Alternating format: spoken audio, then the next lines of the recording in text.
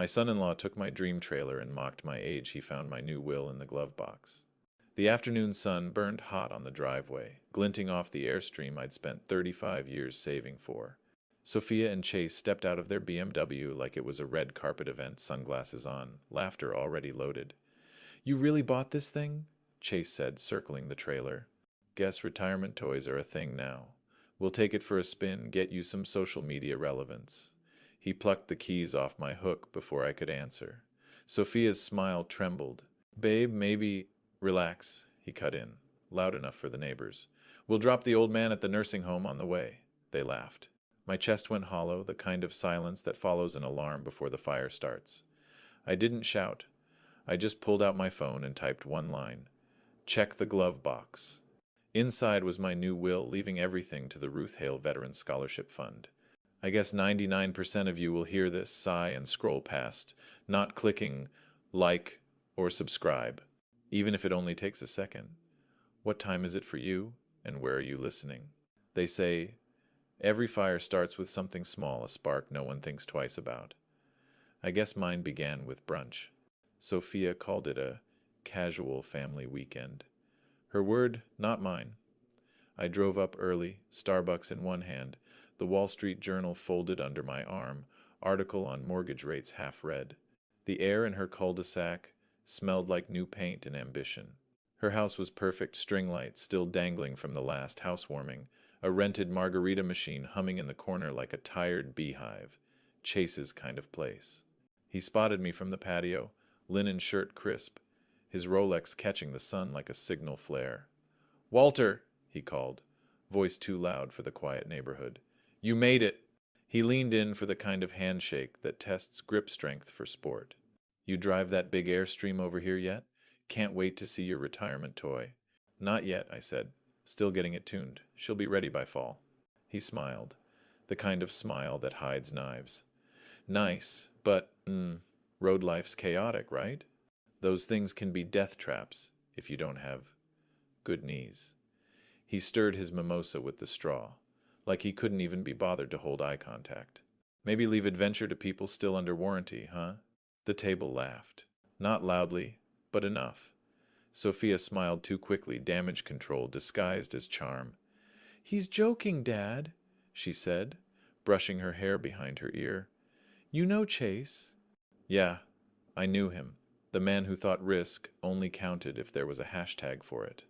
Across from us, Victor Chase's father sipped his drink and nodded. "Country's different now," he said, settling into his patio chair like he owned the view. "Firefighters were heroes in their day." Were? That single word hit harder than any flame I'd faced in 30 years of service.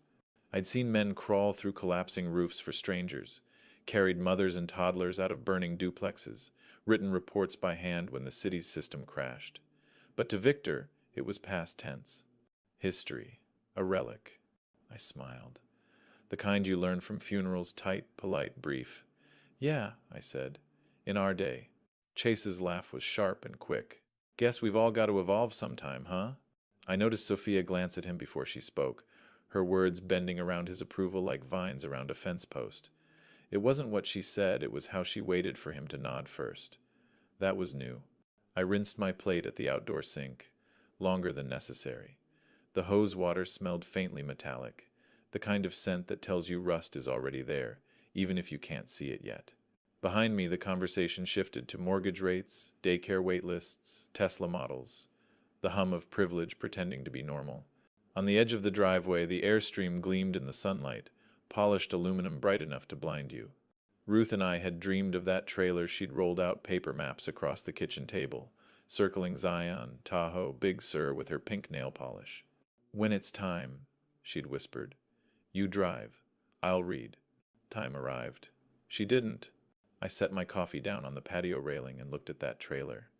A promise I hadn't broken yet. Chase didn't notice the way I patted its door, like a dog I'd promised to walk.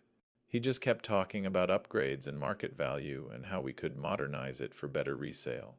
The sun started to dip, washing the yard in that strange, forgiving gold, the kind of light that hides cracks until it's gone. I saw one running through the patio concrete, thin as a hairline, veining west. I didn't argue.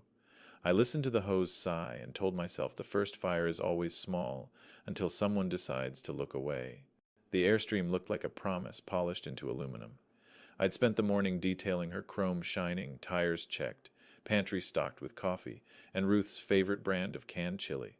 The insurance papers sat in a neat folder on the counter, the title tucked inside, my name printed clearly at the bottom. Proof of ownership, proof of purpose. The garage smelled like machine oil and old leather. My Lincoln idled soft in the corner, a low, patient purr like an old cat that still remembered how to hunt. The pegboard behind my workbench was lined wrenches, gloves, extension cords. Years of order, years of keeping things ready in case the alarm went off. It was supposed to be a quiet afternoon. The ring chime broke at first, a soft ding that carried through the house. Then the sound of tires on the driveway. Too smooth, too confident. Chase's BMW. They came in smiling, the kind of smile people wear when they're about to rearrange something that isn't theirs. Sophia carried a white bakery box, lemon macarons, a peace offering before a small war. Chase kissed her temple and scanned the garage like he was checking square footage. "Walter," he said, arms out. "We were in the neighborhood. Thought we'd drop by, maybe help get the trailer road ready. It's a beauty." He said we like it already belonged to him. I nodded slowly, wiping down the chrome with an old Firehouse t-shirt. The logo was faded, letters barely visible, but I knew what they used to spell. Duty, service, brotherhood. Chase stepped closer, his eyes catching on the ring camera above the door. He smiled up at it. "You always recording, or just when you think the world's gonna end?" "Mostly when someone forgets to knock," I said. He laughed. "Good one. Anyway, keys?" "Keys?" I asked, even though I knew which ones he meant. He gestured toward the hook on the wall where the Airstream keys hung next to the Lincolns. "Soph and I thought we'd take it for a quick shakedown run. Nothing crazy, just the Hamptons for the weekend. Her feed could use some travel content." Sophia looked down at the macarons. "Chase, maybe?" He cut her off with a smile sharp enough to cut glass. "Babe, it's fine. Your dad's got decades of experience. He knows we'll take good care of it. Then, to me, you can ride along if you want. Or stay back, maybe the campground needs bingo collars." The joke hung there like smoke from a bad wire. Sophia twisted her Cartier bracelet, her nervous tell, same as her mother's used to be when she was hiding something. She didn't say no. She didn't say anything. I watched Chase step closer to the key hook. His hand hovered there, casual but invasive, like a man testing how close he could get before the dog growled. I reached for the keys first. Picked them up, felt their familiar weight in my palm. The sound of metal against skin. "Still tuning her systems," I said. "Wouldn't want a social media emergency on the Long Island Expressway." Chase laughed too loudly. "Hey, totally your call, Walter. Just offering to help." I smiled, a quiet one. The kind they used to call Command Calm at the station. The kind that meant you'd already seen the fire spreading and knew exactly where it would go next. Behind him, a spider was rebuilding a web above the compressor. Thin, perfect, shimmering in the afternoon light. It had been torn apart this morning when I moved the ladder. Now it was back, same spot, same pattern. Persistence. Or instinct, maybe both. When Chase laughed at the word shakedown, I heard Ruth's voice again, soft pencil against a paper map, circling Lake Tahoe. A circle's just a line that came back for proof. He didn't notice the ring camera blink red when he left. But I did. They called it neutral ground. Chase's idea. He said the word neutral the same way realtors say charming is code for not quite honest. Summit Ridge Country Club looked like it was built to impress people who still needed to be impressed. Polished wood floors, a faint smell of lemon polish pretending to be heritage, and mimosas lined up on every table like orange traffic cones. I arrived early. Old habit. Fire captains hate being late, even to peacetime events. My Lexus slid into the valet line, its engine low and steady, like me. Victor was already there when I walked in, blazer crisp, smile rehearsed. He shook my hand the way someone passes a damp file folder reluctantly and without conviction. "Walter," he said. "Good to see you again. We were just talking about your new trailer. Quite a project." Project. Another word for burden. Chase stood by the bar, Rolex catching sunlight through the blinds. Sophia beside him, soft colors, polite smile. They looked like a magazine ad for people who thought life came with subtitles. "Walter," Chase called, loud enough for heads to turn. We grabbed us a corner table. "Ordered the house mimosas best in town. You've got to try one." I didn't. He launched right in before I even sat down. "So, Dad, here's what we're thinking. The trailer, you, us, the family, shared resource. We'll coordinate use. You know, kind of a family plan. We take it a few weekends for content. You handle maintenance. It's a win-win." He said "we" again, like it was written in stone. I stirred my coffee. Didn't drink it. "A family plan, huh?" He nodded enthusiastically. "Yeah. It's not personal, Walter. It's logistics. We've got the followers, the weekends, the energy." He tapped his Rolex twice, the sound of entitlement disguised his rhythm. Victor leaned back, a smirk spreading like oil on water. "Legacy means relevance, not relics," he said, voice just loud enough for the next table to hear. He winked at Sophia. "Time to modernize the brand." Sophia placed her hand on Chase's arm, fingers light but loyal. "Dad," she said softly, "we'll take great care of it." Like she was doing me a kindness. Like ownership was something to be managed, not respected. For a moment the air felt thick, too cold from the overzealous air conditioning. The napkin in my lap felt like paper too thin to bother catching what was about to spill. I looked at Chase. Then Victor. Then my daughter. I said nothing. Just listened to the hum of the room, the quiet clink of silverware, the low hum of laughter, the sound of my own pulse steadying into the rhythm of control. The burnt sugar smell from the kitchen drifted in the scent of a toaster burning bread. And suddenly I was 23 again, in my first apartment, eating toast that was half charcoal, pretending it was dessert because that's what pride tasted like when you were broke but determined. I smiled the way I used to in front of city officials and grieving families, controlled, polite, unshakable. "You're right," I said finally, setting the untouched coffee down. "It's not personal, just logistics." Chase grinned, relieved. "Exactly. Glad we're on the same page." "Oh." Victor raised his glass, satisfied. Sophia exhaled. I reached for the check before anyone else could. "Let me get this one," I said, pulling out my card. My Citizen watch caught the light scratched, practical, earned. As I signed the bill, I thought about the difference between owning something and belonging somewhere. They didn't understand it yet, but they would. When I got home, I forwarded the digital receipt to a folder in my phone labeled Chase Timeline. I'd learned over decades that fires rarely start with a bang. They start with a flicker, a spark, a laugh. I let them rehearse their lines, because there's nothing like confidence to make a thief forget the security camera. The air that afternoon had that dry, electric kind of heat that makes everything shimmer like the world can't decide what's real. Cicadas buzzed loud enough to drown out thought. I'd just finished tightening the hitch on the Airstream, running my checklist one last time when the ring chime went off. 3 shadows stretched across the driveway before I saw faces. Chase in front, sunglasses on, 2 of his buddies trailing behind him like an entourage. One carried a camera rig, the other a drone case. "Walter," Chase called, voice bright, casual, rehearsed. Perfect timing, man. He stepped right up to the garage, blocking the ring's lens with his shoulder. I didn't need the footage. I could already feel the shape of the moment. Sophia stood a few steps behind, arms crossed, nerves flickering across her face. "Chase, maybe we should—" "Nah," he said, cutting her off with that easy grin that always made her go quiet. "It's just a quick shoot, babe. Family adventure. Pure Americana." He looked at me, eyes flicking down to the keys in my hand. "We'll tag you in the post, don't worry." He reached out, smooth as a salesman, and took the keys before I even decided whether to pull back.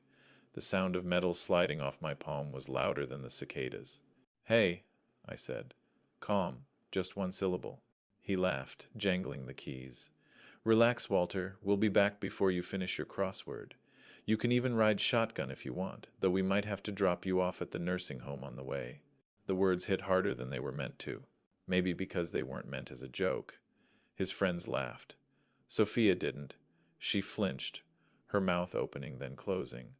"Babe, stop," she murmured, but her voice didn't reach him. She didn't reach for the keys either. I just stood there, hands at my sides. Years of training teaching me that sometimes the worst thing you can do is move too fast. I watched as Chase gave a mock salute, spun the keys on his finger, and slid behind the wheel of my Lincoln to hitch the trailer. The Airstream's chrome caught the sunlight and threw it straight into my eyes. For a moment, everything went white. I heard laughter, tires crunching on gravel, a puff of dust rising where the trailer had been parked. Sophia climbed into the passenger seat without looking at me. The door slammed. I stayed in the same spot, my shoes pressing into the driveway's hot concrete. Somewhere down the street, an ambulance siren started up a distant wail moving north. Not my call anymore. Still, I counted the beats out of habit. Old reflexes die slower than pride. When the dust finally settled, I pulled out my phone, opened the messages. To Chase. Check the glove box. One line. No punctuation. No explanation. I stared at the screen for a second before hitting send. The small whoosh of the message leaving felt final, mechanical. Inside that glove box was an unsigned copy of my new will and a notarized letter to my attorney. The real papers were safe in my Bank of America deposit box, but this version? This one was a mirror, a reflection meant to be found. The heat shimmered above the road like breath held too long. Somewhere far ahead, our trailer, was already turning out of sight. I didn't chase it. I didn't yell. The trailer's taillights blinked twice like eyes, and I pressed send. The next morning, my phone lit up before sunrise, FaceTime from Sophia. The preview window showed shaky motion, sunlight bouncing off aluminum. The Airstream's dinette glowed behind them, fake wood paneling pretending to be something real. Chase's voice came first, sharp, impatient. "Pick up, Walter." I did. He filled the screen sweaty, agitated, holding up a folded stack of papers like he'd found a bomb. "Is this a joke?" he demanded. "What the hell is this?" Behind him, Sophia's face was pale. She looked like she'd seen something she couldn't explain away. "Dad," she said softly, almost a whisper. "Tell me it's not real." I took a sip of water, calm as a man reading the morning news. "It's real," I said. "The signed original's filed. The trust is funded. And the trailer," I paused for effect, "is titled to it." Chase blinked. "You're saying this?" He waved the paper. "This fake will, this little stunt, cuts us out completely?" "It's not fake," I said. "It's an amendment to my revocable living trust. The Bank of America trust accounts under the name Ruth Hale Veterans Scholarship Fund. EIN ends in 47-3. You can check it yourself." His laugh was jagged, unsteady. "You can't do this.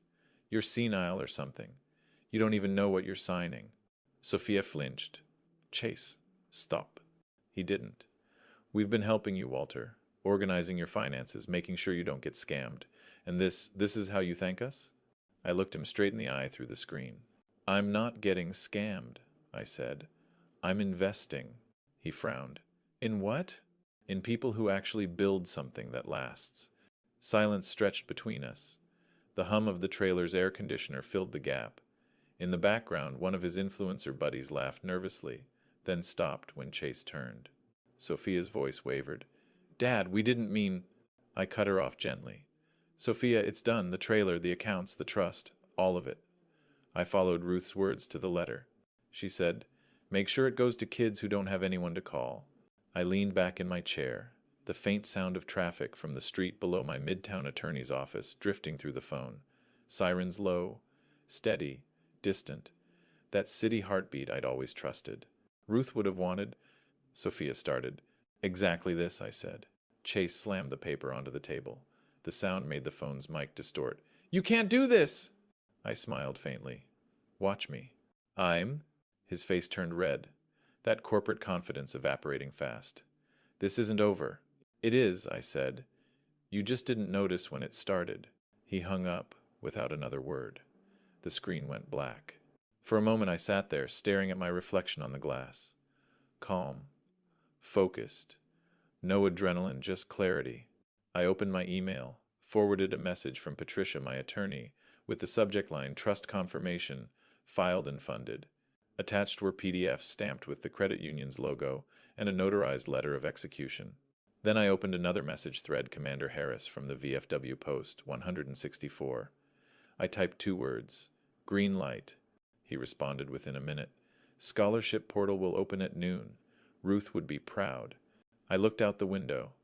The city was already awake. sirens echoing faintly through the glass, sunlight bouncing off high-rises.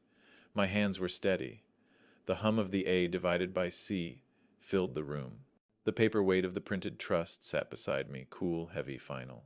While Chase fumbled for outrage, the scholarship portal went live. The next morning, I treated my revenge the way I used to treat a fire scene: assess, plan, execute, calmly, methodically, without heat. My kitchen became the command post. MacBook Air open, Omega Watch ticking against the mug handle, CNN murmuring from the living room about something on Capitol Hill that suddenly seemed far less complicated than family. The scent of Ruth's lavender cleaner lingered faintly on the pantry door. It made the room feel like a chapel where I signed instead of prayed. First task: verify the trust wire. I logged into my Bank of America app, thumbprint glowing blue, and there it was, the funding complete, time-stamped 7:41 a.m., 1 million even, transferred to the Ruth Hale Veterans Scholarship Trust. The money wasn't just gone, it was sanctified. Next, containment. I called Eddie at the storage lot, a man who'd known me since my rookie days. "Hey, Cap," he answered, voice already cautious. "Eddie," I said. "Trailer's title changed last week. New lock code going in today. Only 2 people authorized, me and Commander Harris. No exceptions, no after-hours access." He paused. "Chase came by yesterday, said he was family." I smiled dry. "He's mistaken. Families who still calls you Dad when there's no camera." Eddie chuckled quietly. "Got it. I'll change the keypad now." The Ring app lit up a few minutes later with a clip: Eddie's truck in the frame, new lock being installed. Watching that tiny metal clasp close felt better than any argument ever could. I moved to my email. Opened my CPA's thread. Subject line: Hale Safety Supply. Vendor access. Remove Chase Investments from all active vendor lists. I typed. Effective immediately. Freeze their account credit. Notify me once completed. I attached a PDF of the updated trust letter for good measure. Then, the group text. 3 fire chiefs I still supplied gear to men who'd earned my loyalty and kept it. I typed one line. Effective immediately. No extended terms for Chase Investments. Within minutes, replies rolled in. Chief Morales. Copy that, Cap. Chief Dunleavy. Knew this day was coming. Chief Kim. Understood. Stay safe, brother. 3 thumbs-up emojis followed. Strange how digital gestures could feel like handshakes. I opened another folder on my desk: contracts, receipts, small business agreements. Each one bore my signature in black Mont Blanc ink. I picked up the same pen, its barrel cool in my fingers, and started writing the termination letters. Old habits die hard. Ink still makes things real. By mid-afternoon, the machine was moving. CPA confirmed completion. The credit union sent an alert verifying restricted access to the trust. Even my auto shop buddy texted, "Chase just called about parts credit. Told him you're the wrong guy to cross." Outside, the sun had shifted, casting long bars of light across the table. I felt not triumphant, not even satisfied, just steady, the way you feel after the last flare is out and the smoke's thinning. You still smell like fire, but you know the neighborhood's safe again. My phone buzzed. Unknown number. Probably Chase, trying another line after realizing his calls were going to voicemail. I didn't answer. I typed one last email to Patricia, my attorney. All operational steps complete. Certified letters go out tomorrow. Thanks for the precision. "Oh," she replied almost instantly. "Textbook execution, Captain. No notes." I exhaled slowly, glancing at the lavender bottle on the counter. Ruth always said there's peace in things that close properly. A door, a letter, a plan. By sunset, the only doors left open to Chase were the ones he'd have to knock on without my name. The invitation said summer soiree. Gold script on cream cardstock, an event so polished it squeaked. Summit Ridge Country Club had gone all out. String quartet wobbling through Viva La Vida. Waiters repolishing glasses that were already clear enough to see the future in. I pulled up in my Lexus, handed the valet the keys, and watched him jot Captain Hale on the ticket. The title still carried weight in this town. For now. Inside, the ballroom shimmered under chandeliers that looked like they'd been rented from Versailles. Chase worked the crowd near the bar. Handshake after handshake. a linen suit designed to whisper success.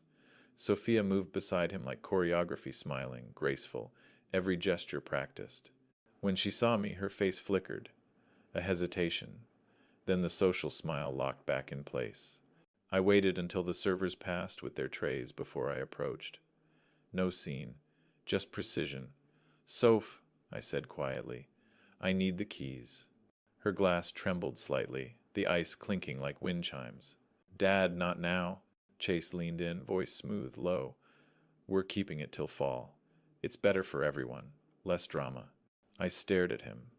"Drama's your native language." He smirked, turning toward a guest.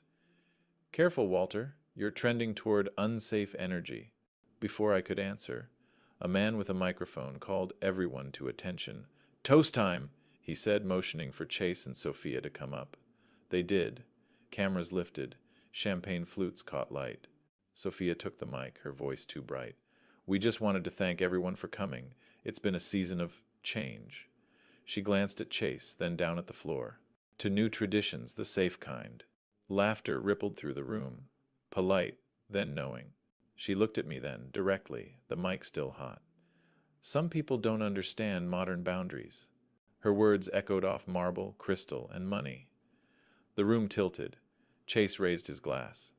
"To progress." Victor clapped first, always the chorus leader. Others followed. I stood there, holding a drink I didn't want, the bubbles long dead. The violinist missed a note. Someone laughed too loudly near the buffet. My name murmured from corner to corner, reshaped into something smaller. Unsafe, old school, intense. Sophia set the mic down, and the feedback hissed for a moment before cutting off. I caught her eye once more. No anger left, just absence. In my pocket, my phone buzzed a text from an old friend at the department. "Saw the live stream. You okay, Cap?" I typed back nothing. Just locked the screen. A fragment surfaced Ruth's last voicemail. Her laugh, soft and round, filling our old kitchen. "Don't be too hard on her," she'd said once. "She'll learn what real safe means someday." But tonight, the bell of that laugh cracked inside me. Clean break. I set my glass down, nodded once to no one, and walked out through the patio doors. Outside, the air smelled like cut grass and money. The valet jogged up, holding my ticket, eyes uncertain. "Evening, Captain." I nodded, took the keys, and drove home without turning on the radio. I didn't argue, I didn't explain. I just let the room learn what my silence sounded like. I set my glass down, nodded once to no one, and understood that mercy, like oxygen, is precious because it's rationed. Monday morning arrived like a hangover after a party I never attended. My study smelled faintly of coffee and paper-steady things, familiar things. The iPad screen glowed with unread emails. CNN murmured in the background about markets opening flat, as if the world hadn't shifted 10 degrees in my direction overnight. The first message came from Chief Morales. Subject line, "Vendor change. Cap, we'll source cones elsewhere for now. Sorry about your kid. Some folks forget who built the road they're driving on." Short, respectful, final. I tapped reply, wrote only, "No harm. Stay safe." Next came an email from Commander Harris at the VFW. The subject line made me pause. "Proud of you, Cap. Scholarship sign-ups doubled overnight. The clips making rounds your daughter's toast. People saw how you handled it. Calm, steady, real leadership. The boys are talking about naming next year's drive after Ruth." I leaned back, the chair creaking softly. Outside, the sunlight hit the Airstream's curve just right, blinding for a second. Ruth would have liked that. Then the phone buzzed Chase. I let it ring once, twice, then answered. His voice came through tight, the charm sanded off. "You're destroying us, Walter." "No," I said quiet. "You declared independence from the values that built your invitations." He laughed, brittle. "You think people care about that Boy Scout crap?" I glanced at the iPad. New notification, HOA, Facebook group. Neighborhood Watch? I opened it. The top post. "Anyone else see that country club clip? The way she talked to her father?" Comments stacked beneath it, dozens, maybe hundreds. Some defensive, most not. One of the veterans from town had posted the full video, time-stamped, captioned, Some traditions are worth keeping. The sound of Chase breathing through the phone filled the silence. "You can't do this," he said. "It's already done," I replied. "You taught me that public is power. I'm just letting truth broadcast itself." He cursed under his breath, hung up. I set the phone down and finally took a sip of my coffee, cold, bitter. The taste fit the morning. My supplier group thread pinged next. Chief Kim had removed Chase Investments from the friends and family vendor list. Chief Dunleavy added a thumbs-up emoji and wrote, "Integrity discount stays where integrity does." Somewhere in the middle of those messages, my Bank of America manager called. "Captain Hale," she said in that crisp professional tone, "the Trust's disbursement calendar is finalized. First scholarships go out in September. You'll receive audit updates quarterly." I thanked her, hung up, and opened the folder labeled Scholarship Photos. Images of kids in ROTC uniforms, young faces looking forward. Not up, not down forward. Ruth's direction. A soft vibration drew my eyes back to the phone. A text bubble, Sophia typing, then gone, then back again, then gone. 3 dots fading into nothing. I closed the phone gently. For the first time since the firehouse days, the quiet didn't feel empty. It felt like order returning after chaos. Like radios going silent when the job's done right. My eyes landed on a small detail, the hairline crack in the desk's varnish, catching morning light. It ran west, just a thin line, but something about it looked like a river. Maybe Tahoe again, I thought. Ruth's circle, closing. By noon, the radios weren't dead. They'd simply changed channels, and Chase didn't know the frequency. By Thursday, the noise began: emails, texts, pings. The kind of chaos that smells like desperation dressed in legal stationery. A certified envelope landed in my mailbox, printed on thick ivory paper, the kind lawyers use when they want to look expensive. I slid it open with my pocket knife and read the first line. "This letter serves as formal demand to rescind the Ruth Hale Veterans Scholarship Trust due to undue influence and diminished capacity." Diminished capacity. I almost laughed. Fire captains don't retire from command presence, they just stop yelling over sirens. The letter was long on adjectives. Coercive, erratic, inappropriate, but light on statutes. I placed it on the table beside my coffee, took a photo, labeled it Chase Bluff Exhibit A, and forwarded it to Patricia. 2 hours later, I was sitting in her Midtown office. Outside, sirens coiled up the avenues, New York's eternal heartbeat. Patricia skimmed the letter, her red pen moving like a surgeon's scalpel. "They don't even cite the right trust code," she said, amused. "This is theater." I smiled. "Then let's dim the lights." "Oh!" We filed a notice of title with the DMV, locking the Airstream's ownership under the trust with a digital stop note that prevented any transfer attempts. We also lodged a trespass warning with the storage lot. If Chase so much as touched the gate keypad, he'd be met with a polite deputy and a clipboard. When I left her office, I could still smell the ink from my Mont Blanc on the signature line. That scent always reminded me of something Ruth used to say. "Paper doesn't lie, it just waits." Oh, by Saturday, Chase couldn't. The FaceTime came in around 4 p.m. He was standing at their kitchen island, quartz gleaming like an operating table, Rolex ticking beside a Dior handbag. He had a glass of something amber, probably pretending it was patience. He held up the demand letter. "Counsel says your trust is coercive. You're mentally unfit to administer assets." He smiled, sipped, smug. "Will assist." I leaned slightly toward the camera. "Send your counsel's bar number." The smile faltered. "You're harassing us, old man." "No," I said evenly. "I'm cataloging misconduct." Sophia appeared over his shoulder, mascara perfect, voice tight. "Dad, just let it go. You don't even camp." The words hit softer than I expected. Not the meaning, the delivery. She sounded tired, almost rehearsed. "I don't camp," I said. "I keep promises." She blinked, looked down, disappeared from frame. Chase sneered. "You think your paperwork scares anyone." "Not anyone," I said. "Just you." Then I ended the call. I sat back and looked around my study. The air smelled faintly of new rubber eddy from the storage lot, had just installed the latest padlock. We used to call that smell time on the job. You either got more of it or you didn't. I opened my email, checked the sheriff's confirmation.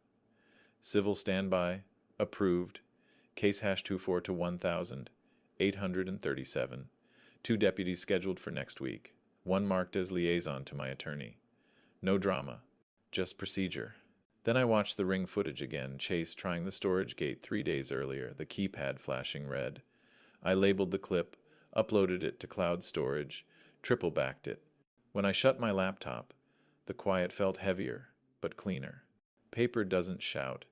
It waits, and then it knocks with a deputy on each side.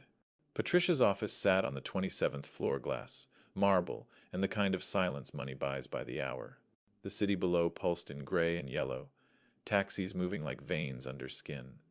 Her assistant handed me coffee that tasted like ambition, strong, bitter, expensive. Patricia stood by the window, reading from a printout with the intensity of someone dissecting a live problem. They allege diminished capacity, she said. We'll answer with a physician's affidavit and a notarized competency evaluation from last month. She redlined a sentence, tapped the paper with her Mont Blanc. We'll include the elder law counselor's certification too. No room for interpretation. I nodded. Good. She looked at me then, not as counsel, but as someone taking a quiet measurement. You okay? I'm fine. Good, she said, sliding the paper back toward me. Then we make them choose, return property, apologize, or meet the sheriff. Behind her, the skyline glared with late morning light. Sirens floated faintly up from the avenue, a sound I'll never stop hearing. I remembered the ER years ago. Fluorescent lights humming.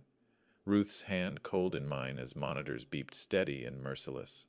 That was when I learned to listen under bad light. Patricia's voice pulled me back. 7 days, she said, marking the letterhead with firm strokes. Everything time-stamped, tracked, certified. She drafted while I watched. Her typing rhythmic, clean. Formal cease and desist. Any attempt to access, transfer, or represent ownership of the Airstream or associated assets constitutes conversion under New York Penal Code Section 155.05. It sounded sterile. That was the beauty of it, revenge by paperwork. She turned the monitor slightly. We attached the ring stills showing Chase at the storage gate. Date, time, cloud verification. Then we CC their supposed counsel, supposed being generous. Good, I said again. She glanced up, reading my face. You're calm. I've been calm before a 3-alarm fire. Calm doesn't mean nothing's burning. Patricia smiled faintly. Then let's finish this before the sirens get louder. She slid a folder toward me. Inside, my physician's letter, simple, factual, HIPAA, compliant. Patient demonstrates full cognitive function and decisional capacity consistent with independent estate management. The elder law advisor's email followed, confirming my competency under state guidelines. Everything I'd need to prove sanity in a world that profits off doubt. I pulled out my Mont Blanc. The same pen Ruth gave me the year I made captain. Ink caught the light blue-black, permanent. My signature didn't waver. Patricia signed next, then leaned back in her chair. You're doing it right, Walter. No porch confrontations. Paper only. Paper's slower, I said. Paper's forever. She sent the email, carbon copies snapping through digital ether like quiet gunfire. A single ping confirmed delivery. The 7-day clock began ticking the moment her server logged the timestamp 10:43 a.m. Friday. Now, Patricia said, closing her laptop, we wait. I looked out the window again. The city was still moving, lawyers, couriers, strangers chasing time like it could be caught. Somewhere down there, Chase was probably making calls, trying to find someone who'd tell him this could be undone. But it couldn't. I picked up my folder, the weight oddly comforting. The last page inside was a safe deposit log from Bank of America, last access, me, not them. Paper doesn't lie. As I stood, my eyes caught a small crack in the paint on Patricia's windowsill. One thin line, honest, unpolished. Every structure has one if you look close enough. I thought about the clock she'd just set running. It didn't tick loudly, but in my head it sounded like the old station tones, and every tone means somebody's running. I guess 99% of you will hear this, sigh, and scroll past, not clicking like or subscribe. Even if it only takes a second. What time is it for you, and where are you listening? Sunday morning broke clean, no wind, no drama.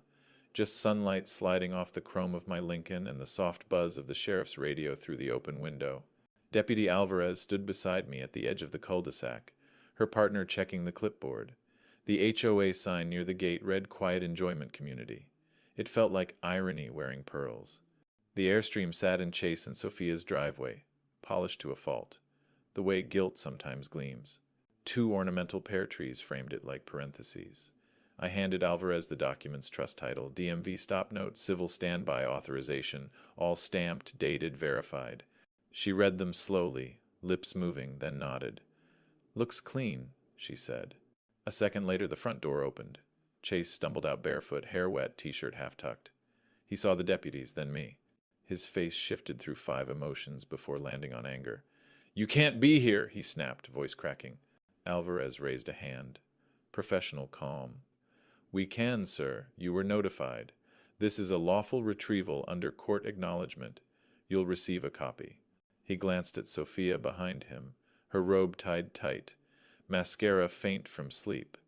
"This is harassment," he said louder, scanning for an audience. There always was one. A neighbor across the street peeked over a hydrangea hedge, phone camera already rolling. Life does B-roll. I didn't look at them. I walked to the trailer, crouched, checked the lock intact. Then the tires, the chains, old habits. Safety before story. Sophia stepped closer, voice trembling.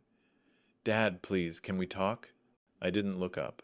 "You had a mic and a ballroom. You chose." She froze.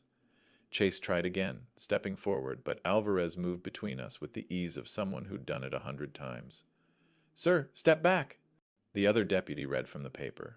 "Notice of property recovery under civil standby protocol. Case number 24 to 1837. Verified title. Verified trust. You're not listed as an authorized party." Chase muttered something under his breath. Something about betrayal and pride. But his words dissolved into the air, half swallowed by the whir of a passing lawn sprinkler. I reached for the hitch, the metal cool against my palm, and felt the weight of it click into place. The sound was small but absolute. It reminded me of Ruth's wedding band sliding over my knuckle the day she died, how something small can hold worlds. I secured the coupler lock, attached the safety chains, and ran one last check on the brake lights. Alvarez stood nearby, arms crossed, recording the scene on her body cam. Everything by the book. "Ready?" she asked. I nodded, climbed into the Lincoln, turned the key. The engine hummed, steady as a heartbeat. As I eased the car forward, the Airstream rolled smooth, obedient. Chase shouted something. I didn't catch it. Maybe I didn't want to. Sophia's hand covered her mouth. Her shoulders shook. 12 miles per hour. That's all. The righteous don't fishtail. I turned out of the cul-de-sac and onto the main road, sunlight glancing off the trailer's side. Behind me, in the side mirror, I saw a man who loved status try to argue with a chain rated for 7,500 pounds. The deputies followed for half a block, then peeled off, their cruiser lights winking once in quiet approval. By the time I reached the storage lot, Eddie was waiting with the gate open. "Looks like she's home," he said. "She always was," I answered, stepping out to check the hitch one last time. The coupler clicked again. Final note, final lock. The VFW hall smelled like coffee that had been reheated one too many times, and crock-pots full of casseroles that all tasted like kindness. Wood paneling. Folding chairs that creaked when people shifted. A boot-shaped vase of carnations stood beside Ruth's photo near the podium, her smile caught in mid-laughter, the kind that made strangers want to sit closer. Commander Harris had set the flag at half-mast for a retired medic who passed on Monday. He opened the evening with a moment of silence, then nodded toward me. "Captain Hale, say a few words before we begin?" I walked to the podium. My knees didn't shake. They hadn't in years. Behind me, a hand-painted banner read Ruth Hale Memorial Scholarship Fund, Drive Us West.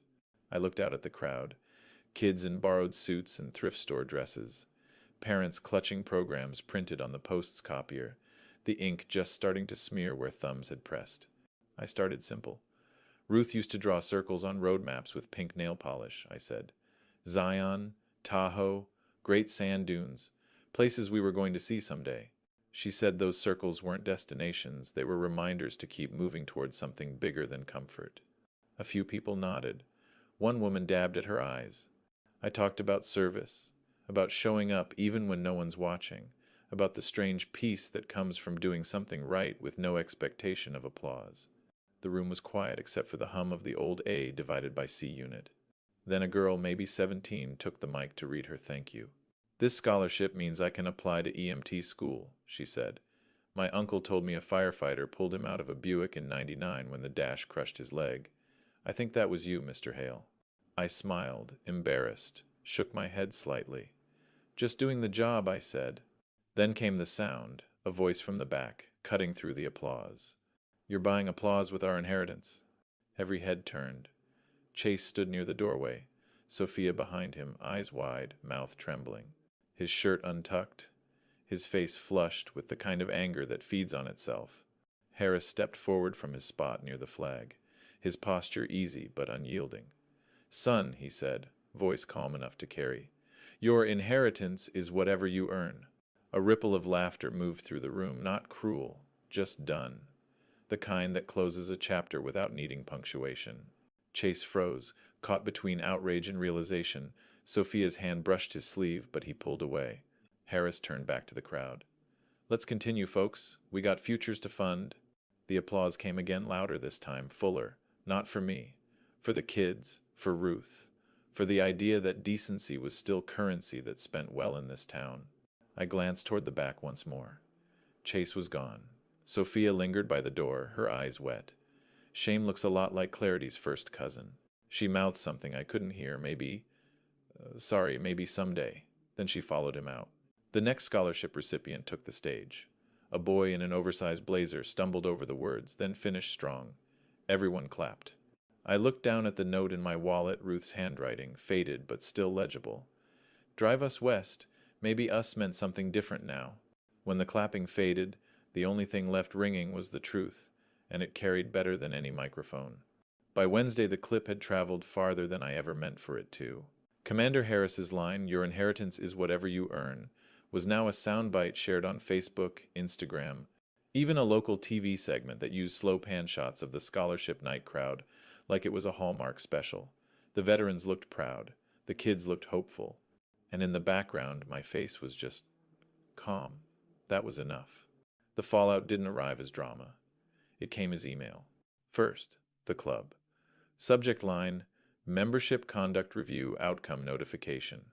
The PDF opened, crisp, letterhead gleaming like a threat dressed in manners. Per Section 14B of the Summit Ridge Membership Bylaws, conduct unbecoming of a member or guest at an official event defined as public disrespect, harassment, or verbal disruption constitutes grounds for suspension. It continued, "Effective immediately. Mr. Chase Granger's membership is suspended for 90 days. Mr. Victor Granger is formally admonished for failure to restrain a guest during a sanctioned club event." The last line did the quiet work. Unpaid invoices on file. No gossip, just gravity. Later that morning, an anonymous photo leaked Victor in the club boardroom, face drained, June from accounting leaning back with her arms crossed. Someone captioned it, "When bylaws meet reality." Apparently, Victor had tried to fight it. "We can't let online mobs define membership discipline," he said, voice low but captured by someone's phone mic. June's reply was short. "It's not a mob. It's our bylaws and unpaid invoices." And that was that. By noon, 2 suppliers sent formal letters to Chase Investments. One cited brand risk exposure following public controversy. The other, persistent net 30 defaults. Both were polite, surgical, final. The HOA thread followed suit. The same neighborhood watch group that once debated mailbox paint colors now had a pinned post titled Policy Reminder, Respect and Security. It read, "Any harassment or disruptive behavior in common areas will result in immediate HOA intervention." Someone added a comment below, "Glad to see standards mean something again." I didn't comment. I didn't need to. A local journalist reached out through my website's contact form. "Mr. Hale, would you like to comment on your son-in-law's suspension?" I typed back, "No interviews. The story's already written. Here's the link to the scholarship fund." Then I attached the URL and hit send. That night, the air smelled like wet pavement outside my bank branch thunder somewhere far away, never arriving. I stood under the awning, checking the account notifications on my phone. The trust balance looked the same, steady as stone. The world was rebalancing itself one clause, one policy, one consequence at a time. My phone buzzed. A text from Sophia. 3 words. I messed up. No emojis. No punctuation. Just truth stripped of decoration. I didn't answer right away. I let the words sit on the screen until they stopped glowing, until they just became part of the wallpaper. Somewhere across town, maybe she was watching the same storm that never came.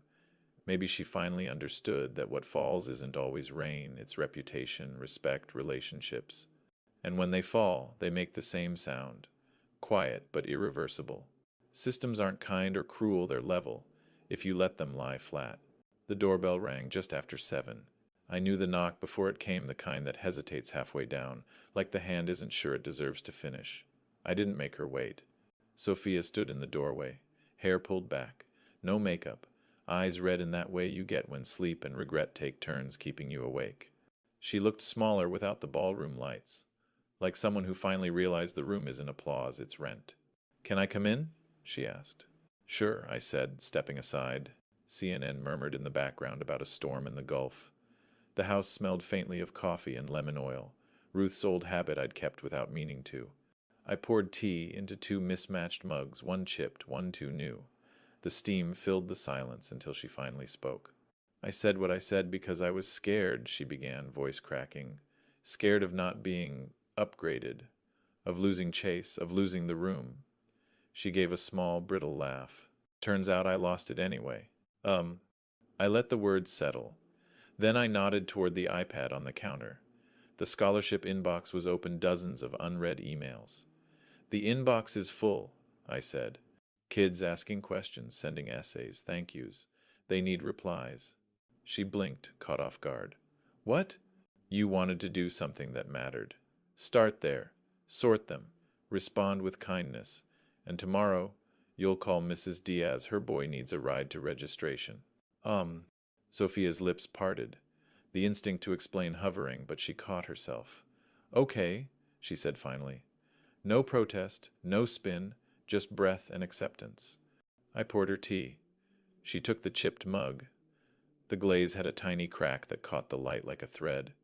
She stared at it for a long moment before sitting down. The chair she chose was the one Ruth used to sit in when balancing checkbooks or writing Christmas cards. She opened the iPad, scrolled, and read aloud softly. Dear Captain Hale, thank you for believing in people you've never met. My dad says the world still has good men. Her voice broke halfway through. She looked up. What do I even say back? You're welcome, I said. And keep going. She typed it exactly like that. Then she typed another, and another. Her shoulders loosened as the rhythm of humility replaced the rhythm of self-defense. For the next hour she worked. No speeches, no apologies that needed translation. Just quiet typing, the occasional sniffle, and the steady clink of her mug as she reached for tea gone cold.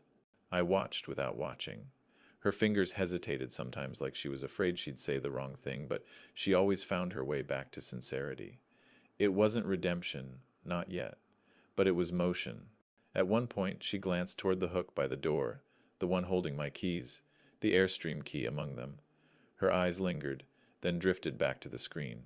She didn't ask, and I didn't offer. A memory flickered her as a little girl, wobbling on her first bike in the driveway. My hand hovered just off the seat, ready to catch but not touching. She didn't know I'd already let go. She didn't fall then either. She just didn't realize she was already doing it alone. Now she sat across from me again, grown but finally learning the same lesson. By 9, the inbox was clear. She set the iPad down gently. Thank you, she said, not for the tea. I nodded, stood, and rinsed the mugs in the sink. The news kept talking about the storm that might or might not make landfall. The keys stayed on my hook, but for the first time in months, my chair across the table wasn't empty. Weeks went by like slow clock hands, steady, unglamorous, exact. Sophia kept showing up. Chase didn't. Every Tuesday and Thursday she'd pull up in her small silver sedan, coffee balanced on the dash, hair tied back, wearing the kind of plain white t-shirts that don't photograph well. She didn't ask to come inside. She just honked once, and I'd meet her by the curb with folders and errands that didn't make for good headlines. Early mornings, she drove the scholarship kids to summer assessments, 2 boys from the west side, one girl whose mom worked double shifts at the hospital. She waited in the parking lot with a paperback and a quiet patience that looked new on her. By midday, she'd swing by the credit union, sign papers for the trust's community outreach forms, and text me questions. What's an EIN? Or, how do I explain a disbursement schedule without sounding like a robot? I'd answer in plain English. She'd reply, got it, thanks. Nothing performative, just work. Evenings, she and Mrs. Diaz would sit at my dining table, labeling folders, the ink from cheap pens smudging onto her fingers until she looked like she'd been painting in grayscale. She didn't care. Once, she laughed when a label stuck to her sleeve. Guess it's official I'm part of the paperwork now. That laugh caught me off guard. I didn't realize I'd missed it. Then came the afternoon at Cedars-Sinai. One of the vets from our post, an old medic named Ray, was getting his stitches removed. We sat in the waiting area, fluorescent blue lights, a muted TV playing some medical drama with perfect teeth and fake emergencies. Sophia scrolled through the scholarship inbox on the iPad, reading an essay aloud to fill the silence. This one's from a girl in Bakersfield, she said.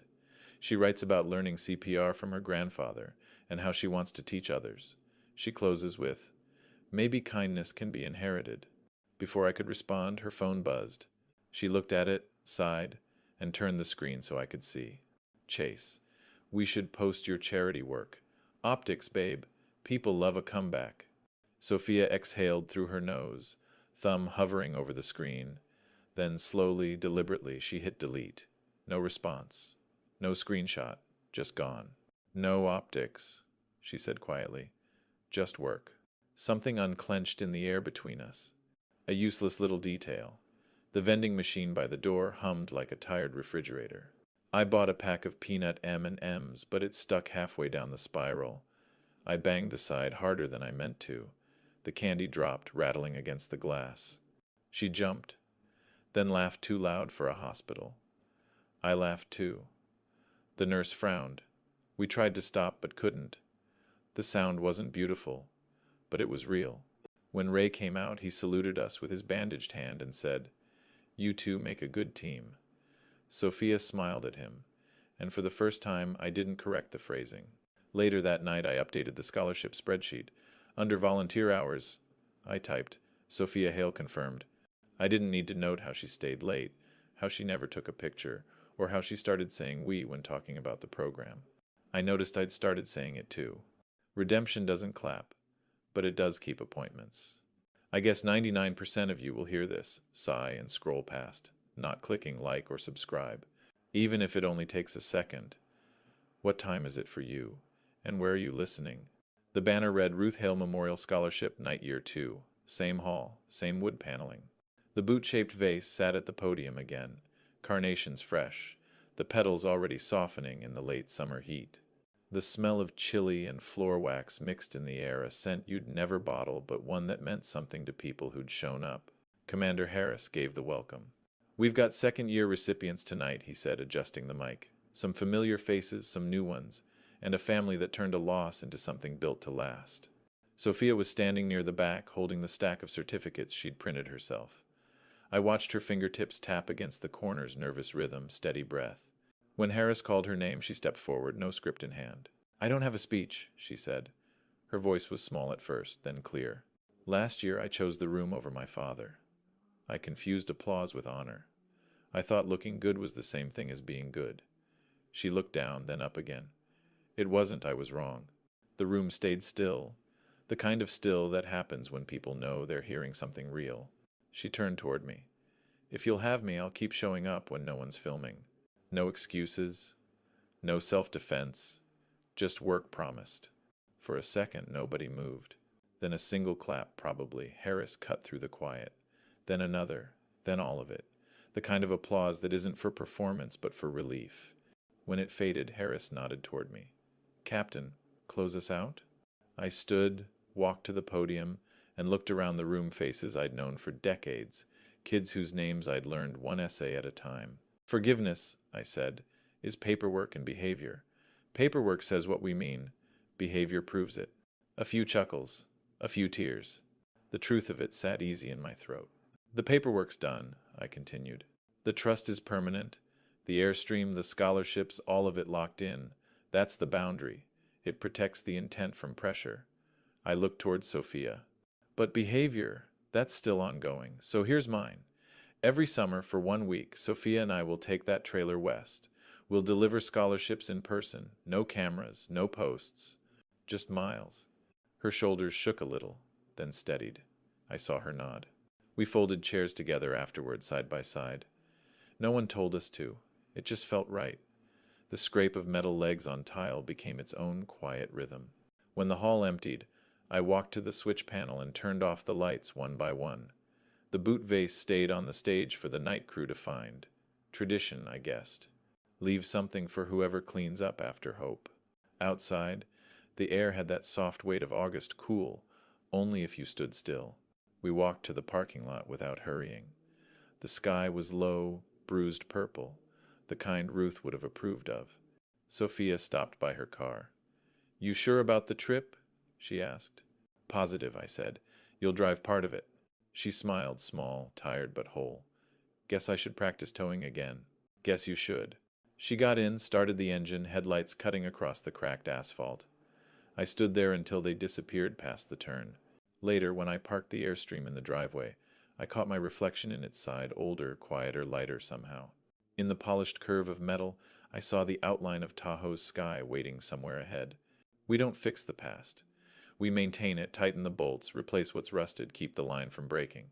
The rest is miles.